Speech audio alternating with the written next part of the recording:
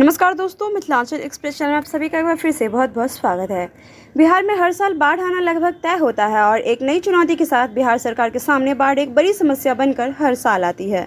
एक बार फिर से बाढ़ की समस्या आने का समय आ चुका है। लोगों को इन तकलीफों से बचाने के लिए सरकार पहले से क्या कुछ कार्य कर रही है, आज इन्हीं सभी मुद्दों को लेकर मंत्री संजय कुमार झा ने पटना में मीडिया से बातचीत करते हुए कहा है कि बिहार की सभी नदियां खतरे के निशान से नीचे है और उन्होंने बताया है कि आखिर किस तरीके से ये आने वाली मुसीबतों से बचा जा सकता है और कैसे लोगों को बचाया जा सकता है।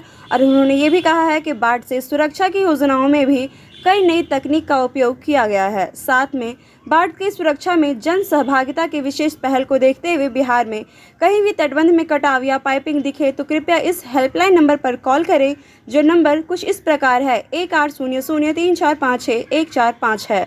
तो दोस्तों, देखने वाली बात यहाँ पे ये होगी कि आखिर जो मुसीबत बिहार में प्रत्येक साल आती है और आकर ना जाने कितने गांव को बर्बाद और तहस नहस करके चली जाती है, कितने लोगों के जान माल का नुकसान करके जाती है और लोगों को अपने घरों को छोड़कर दूर सड़कों पर रहने के लिए मजबूर हो जाते हैं और लहराते खेतों को यूं ही छोड़कर जाना पड़ता है। हमें पिछले साल भी कई ऐसे दृश्य देखने को मिले थे जिसमें बाढ़ से लोग काफ़ी परेशान थे और घर होते हुए बेघर हो गए थे। देखने वाली बात यहाँ पे ये होगी कि आखिर 2023 में सरकार की तरफ से आम जनता के लिए पहले से क्या मदद की जा रही है और साथ में कितनी सुरक्षा बढ़ाई गई है। आप सुने वीडियो में आखिर मंत्री संजय झा ने क्या कुछ कहा है।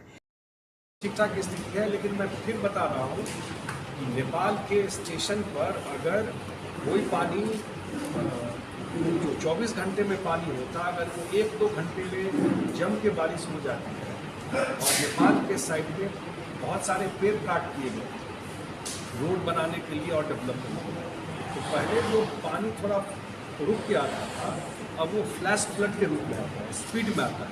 वो एक चिंता रहता है। जो हम लोगों का जो दो चीज़ इम्पोर्टेंट हुआ है कि जो हमारे यहाँ अर्ली वार्निंग सिस्टम, जो हमारे यहाँ FMIC है और MMC कहते हैं मैथमेटिकल मॉडलिंग सेंटर, जो 72 घंटा पहले पूर्वानुमान हम लोग हमारे इंजीनियर के पास रहता है या जिला प्रशासन के पास रहता है, उसका बड़ा एडवांटेज हमको मिलता है।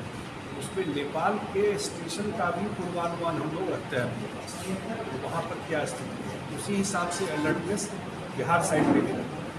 और दूसरी बात, इस बार हम लोग 3-4 जगह नया टेक्नोलॉजी का भी यूज किया है। जो इम्बैंकमेंट आप देखते हैं आजकल, हम लोग रेडीमेड इम्बैंकमेंट भी बनाने का काम किया है, वो भी सक्सेसफुली वो काम किया गया।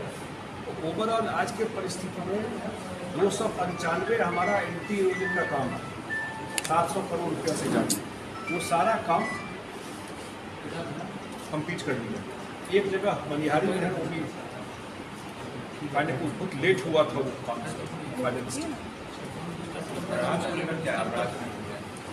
मैं भी नहीं। एक बात जो मैं जानकारी में देना चाहता हूँ कि कोई नया बराज बनाना अब बहुत डिफिकल्ट है, उस लेवल का लैंड एक्विजिशन या काम। जो भी बिहार में बराज है उसका उम्र 50 साल से ज़्यादा होगा। एवरेज उम्र ऐसा माना जा सकता है 65 साल 70 साल उम्र होगा, चाहे वो वाल्मीकि नगर हो चाहे वो वीरपुर में हो, ऐसा माना जाता है।